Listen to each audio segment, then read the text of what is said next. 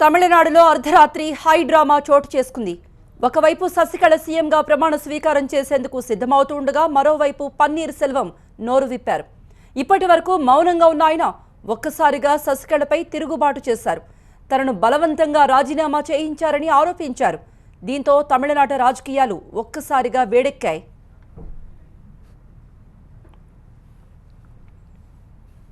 రాత్రి 9 గంటల సమయంలో చెన్నైలోని మెరీనా బీచ్కు ఒంటరిగా వచ్చారు పన్నీర్ సెల్వం. జయలలిత సమాధి దగ్గర 45 నిమిషాల పాటు మౌన దీక్ష చేసిన తర్వాత మీడియాతో మాట్లాడారు. అమ్మ మరణించే ముందు తనను సీఎంగా కొనసాగాలని చెప్పిందని తెలిపారు పన్నీర్ సెల్వం. అయితే శశికళ తనతో బలవంతంగా రాజీనామా చేయించిందని ఆరోపించారు ఆయన. పార్టీ కార్యకర్తలు ప్రజలు కోరుకుంటే తన రాజీనామాను వెనక్కి తీసుకుంటారన్నారు పన్నీర్ సెల్వం. తనకు పదవులు ముఖ్యం కాదని పార్టీయే ముఖ్యమన్నారు. కొందరు సీనియర్లు అవమానించారని తెలిపారు. జల్లికట్టు విషయంలో తాను విజయం సాధించారని, అయితే తాను చురుగ్గా పనిచేయటం శశికళకు ఇష్టం లేదన్నారు పన్నీర్ సెల్వం.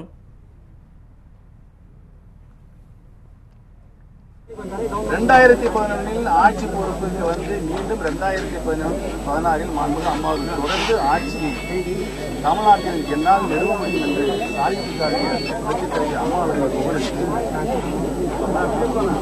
பல்வேறு திட்டங்கள் மூலம் நாட்டு மக்கள் ஒட்டுமொத்த நாட்டு மக்கள் தமிழக மக்கள் மட்டுமல்ல, இந்தியாவில் இருக்கின்ற மக்கள் மட்டுமல்ல, உலகத்திலே இருக்கின்ற அத்தனை மக்களும் மாண்புமிகு அம்மாவுடைய சாதனை மிகுந்த ஆட்சியை பாராட்டி நம்முடைய கட்சி ஒரு மிகப்பெரிய கட்சி, வலுவான கட்சி ஆட்சியையும் தந்திருக்கிறார்கள்.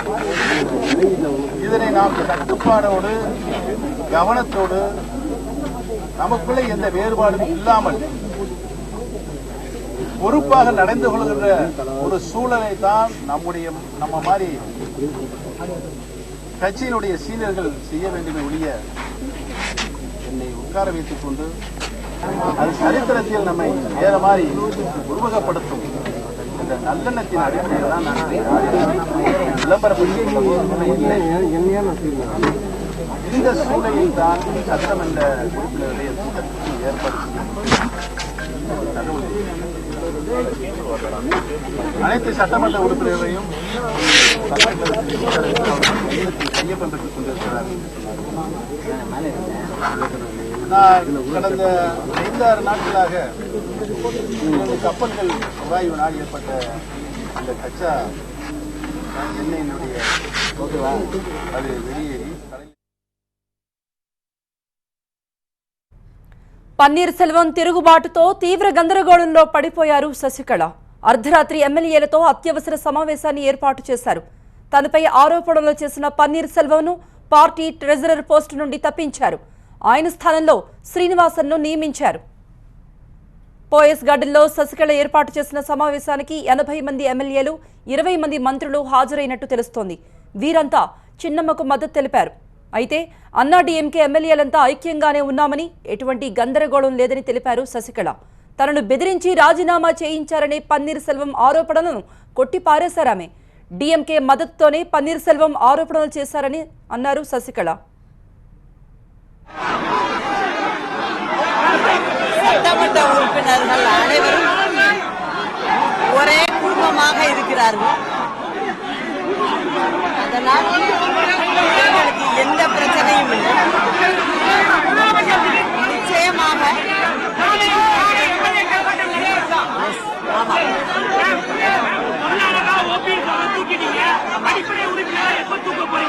நிச்சயமாக செய்வோம்.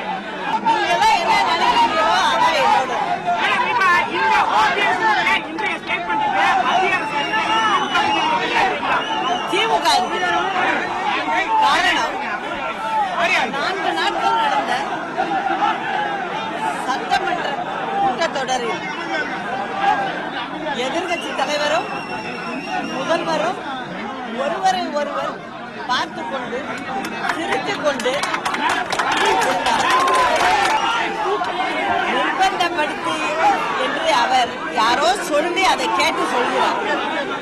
நீங்கள் அன்று என் பக்கத்திலேயே பார்த்துருக்கீர்கள், பேசிக்கொண்டுதான் இருந்தார். அப்படி இருக்கும்போது ஏன் நிர்பந்தம்? అప్డేట్స్ ఇవ్వడానికి మా ప్రతినిధి దేవి సిద్ధంగా ఉన్నారు. దేవి, మనం చూసాం పన్నీర్ సెల్వం, శశికళ ఒకరిపై ఒకరు ఆరోపణలు ప్రత్యారోపణలు చూసాం. మరోవైపు డిఎంకే, బీజేపీ కూడా పాగా వేయడానికి ప్రయత్నిస్తున్నట్టుగా క్లియర్గా తెలుస్తోంది. మరి అప్డేట్స్ ఇవ్వండి, ఇప్పుడు ఎలా ఉంది ఇక్కడ? రైట్ కృప, ప్రస్తుతం నేను నుంచున్న ప్రదేశమే రాత్రి ఒక్కసారిగా కలకలంగా మారింది. పన్నీర్ సెల్వం తన గేమ్ ప్లాన్ మొదలు పెట్టారనుకున్నారంటే జయలలిత ఆత్మ పేరుతో ఇప్పటి వరకు చెప్పని కొన్ని విషయాలు, తన మనసులో మాటను, తన మనసులో కాంక్షను మీడియాకు, కేవలం మీడియా ద్వారా ప్రజలకు చెప్పడానికి మాత్రమే ఆయన ఇక్కడ వచ్చి మౌన దీక్ష చేశారు. ఆ మౌన దీక్ష తర్వాత ఆయన ఎప్పుడూ ఎక్కువగా మాట్లాడిన పన్నీర్ సెల్వం దాదాపు అరగంట సేపు మాట్లాడారు. అరగంట సేపు ఆయన బలవంతంగా రాజీనామా చేయించారని, తనకు రాజీనామా వెనక్కి తీసుకోవాలని అనుకుంటున్నారని దాన్ని బట్టి అర్థమవుతుంది మనకి. ఆయన సీఎం, ఇప్పటికీ ఆయన ఆపద్ధర్మ ముఖ్యమంత్రిగా ఉన్నారు. గవర్నర్ ఇంకా ఆమె ప్రమాణ స్వీకారం చేయించలేదు. గవర్నర్కి ఆమోదం లేఖ ఇచ్చినప్పటికీ తను ఆపద్ధర్మ ముఖ్యమంత్రిగా కొనసాగుతున్నారు. కాబట్టి ఒకవేళ ఆ రాజీనామా వెనక్కి తీసుకునే అవకాశం ఉంటే, ఒకవేళ గవర్నర్ దానికి ఒకవేళ ఒప్పుకుంటే సీఎం గా పన్నీర్ సెల్వం కొనసాగుతారు. కాబట్టి ఇప్పుడు ఇంకొక విషయం మనం ఆలోచించాల్సింది ఏంటి, శశికళకు ఎక్కువ కేసుల విషయమే తీర్పు కూడా పెండింగ్ లో ఉంది. ఇప్పుడు నిజంగానే శశికళకు ఇన్ని పార్టీ నుంచి తొలగిస్తే ఆ పవర్ అసలు ఆ శశికళకు ఇప్పటికీ ఉందా, లేకపోతే తర్వాత అవి మారచ్చా అనేది కూడా మనం ఒకసారి ఆలోచించాలి. అంటే సీఎం గా ఒకవేళ పన్నీర్ సెల్వమే ఇంకా కొనసాగితే గనక పవర్ ఎటువైపు మళ్ళుతుంది అనేది ఒకసారి ఆలోచించాలి.